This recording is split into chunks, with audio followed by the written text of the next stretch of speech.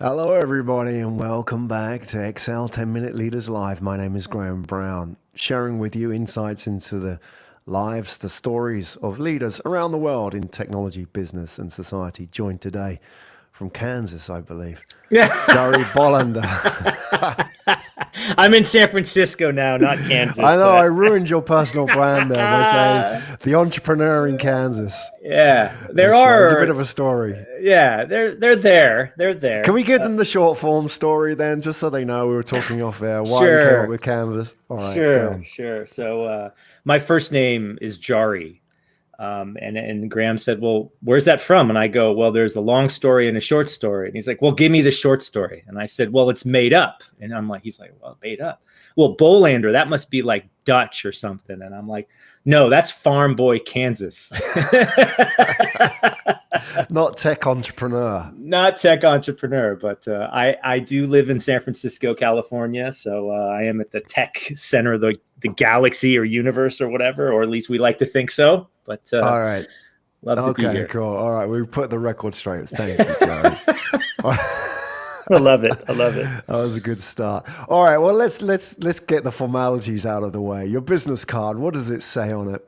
It says a partner, JSY PR and marketing. And what is all that about? So JSY PR and marketing is a full service kind of boutique PR marketing and strategic communications firm that focuses on tech startups.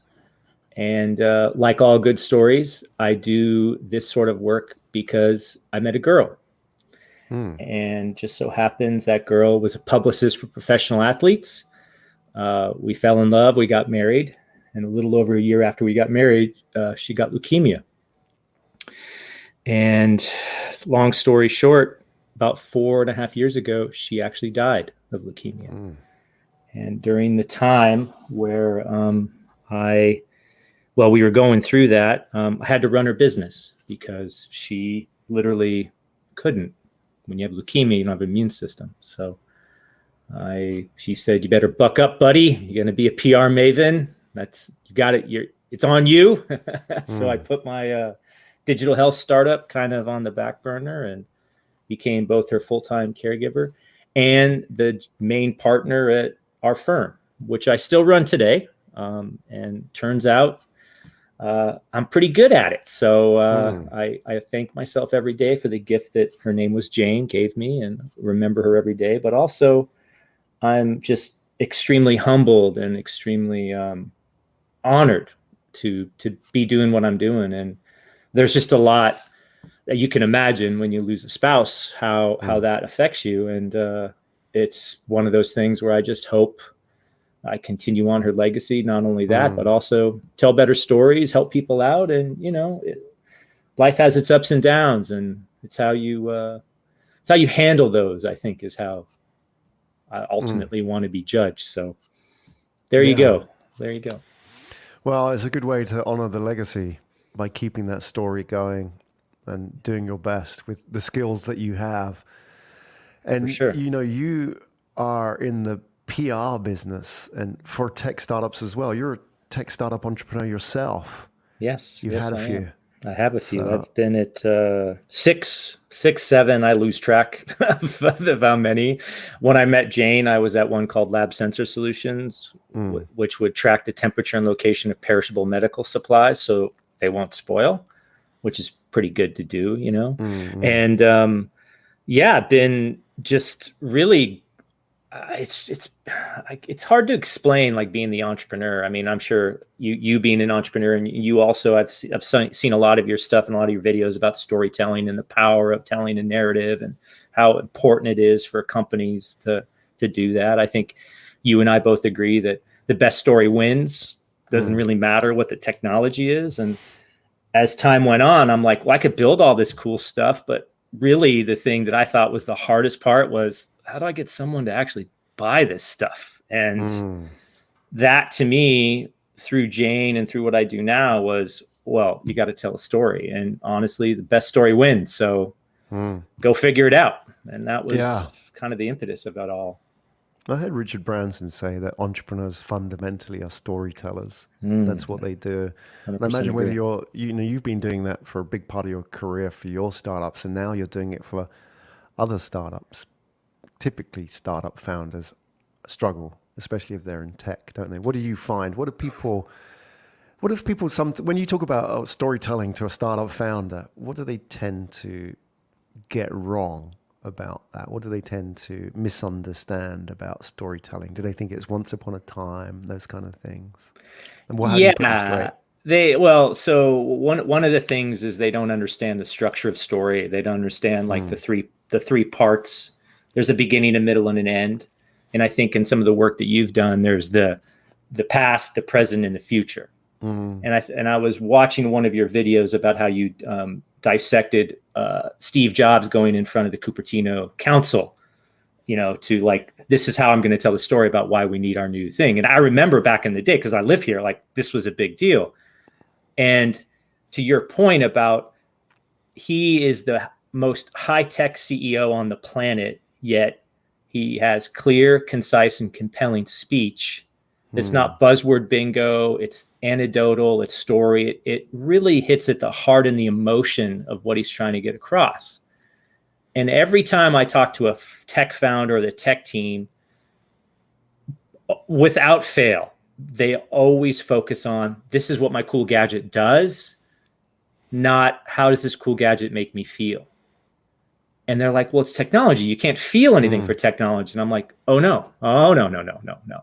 It's all about emotion first, and then how the thing works, and then also your credibility. Like, why should I listen to you? And I think people know this sort of intuitively. You you tend to trust people with a decision who you've trusted before. mm. And typically that's they've told you a better story and their story's true. Happens to be that. So, that great,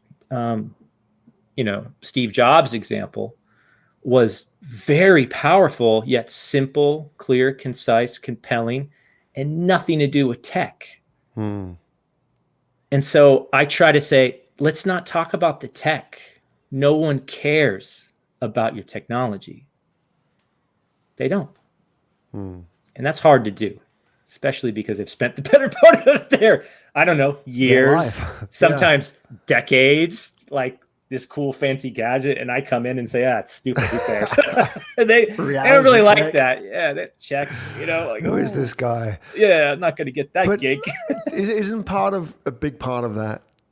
I feel like you did it quite well. You have that sort of position of not being afraid to be vulnerable. You like even the audience now would have known about your story and Jane, and that's quite personal. And it's not an easy story as well. No. And for a tech founder, they don't have to do the same narrative as you, but they have to kind of reveal something about themselves, not the product. And how do you get them?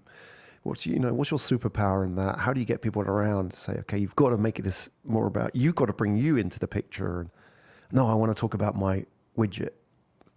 Yeah, I usually ask them, what's their why?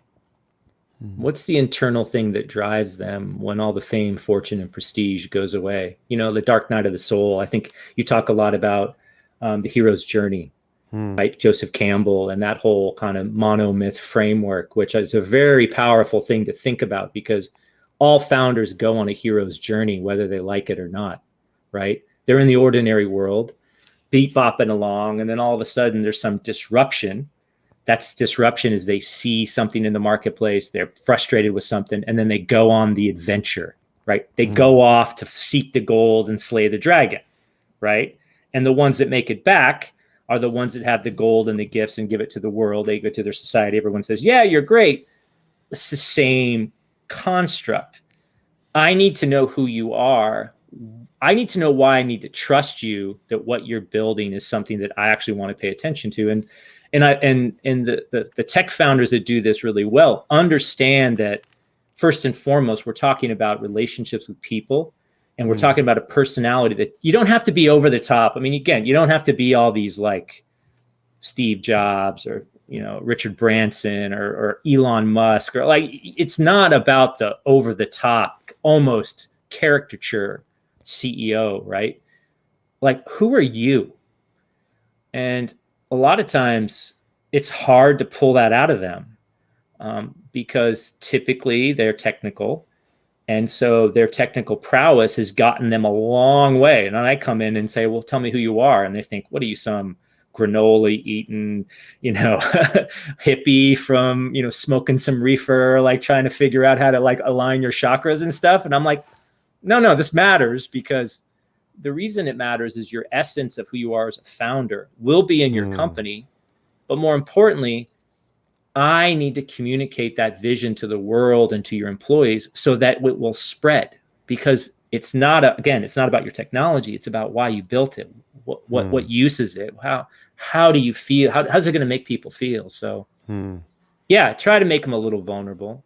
They have a hard time with that. But that's why you're there, right? You're there to give them the confidence to do that. Yeah.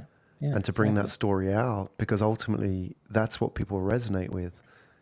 Exactly. And it reflects, doesn't it? I mean, that attracts investors. I mean, investors always buy on story. They always say they'll buy data and spreadsheets, but the decision was made on the story, right? Even the decision's literally made probably the first 5 minutes they meet you. Right. And I think you mentioned you've seen hundreds of pitches, right, across the table, right? And 20 of them you remember. The other 50% or maybe even 80%, you're like, huh, what? Who's that guy?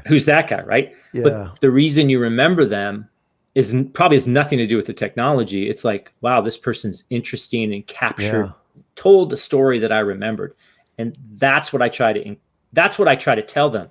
Look, we need to tell a story that people can remember and people can reproduce. It's like a meme. It's like a virus. How are we going to spread? How's it going to spread? And that blows them away, because they're like, well, we're just going to have our features and functions and we're putting on price. I'm like, yeah, but everyone does that. Who cares? Again, it's not the technology. It's the story behind all of this. It's how you make you feel. I mean, Jane taught me this when she was in these really pressure cooker situations where these, really super famous players would get in all sorts of trouble, or they're trying to do all these things. And I'm sitting there watching her like manipulate the manionette behind the mirror. Like, she was literally the wizard, don't pay attention to the man behind the curtain. Right. Yeah. Right. And it was exactly Wizard of Oz. And it was just beautiful. Yeah. To see. And it was all going down to, well, who are you? Why you matter. Right. Which is interesting. So I love that. Yeah. I was speaking to a courtroom lawyer, and, who would, not a contract lawyer, a courtroom lawyer. And he would say that, he learned when he started out as a lawyer, he thought it was all about presenting the facts. And then some wizened lawyer, typical hero's journey type situation, pulled him aside. He was the guy with the long gray beard and the mentor, Joseph Campbell myth. Yeah. And he said, look, it's not how you win cases.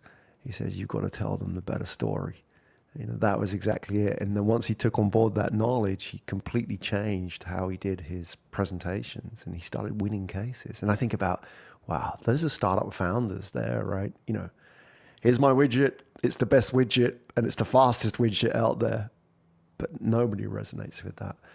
And that's really good PR, isn't it? When you can find that story, just bam, straight into the subconscious of the investor or the potential employee or the client as well. Yeah. I think people don't really admit it. People don't really want to admit that that is how we operate as human beings. Yeah, we're driven by story. I mean, you and I are talking across the world on a computer because our ancestors told better stories. We survived how to find food, how to mate, and how not to get killed by a saber-toothed tiger. That's right. I mean, however that happened, living proof of story.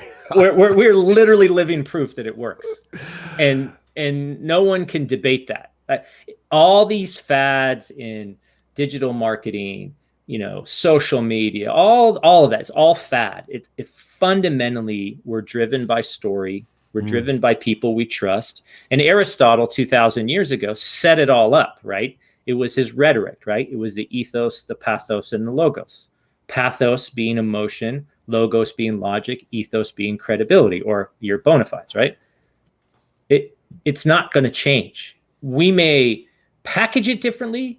we may have these little arbitrage, your little 2% uptick for your digital addy, blah, blah, blah, thingamajiggy, but that'll get arbitraged out. It's all going to fundamentally go back down to relationships with people and telling them stories to get to convince them that they can know, like, and trust you so that they'll buy your products or services. And it sounds simple, but it's really hard to do because it doesn't really scale as well as you'd like it to, right? Right. But as they say, do the stuff that doesn't scale. That's where the real value 100%, is, right? 100%.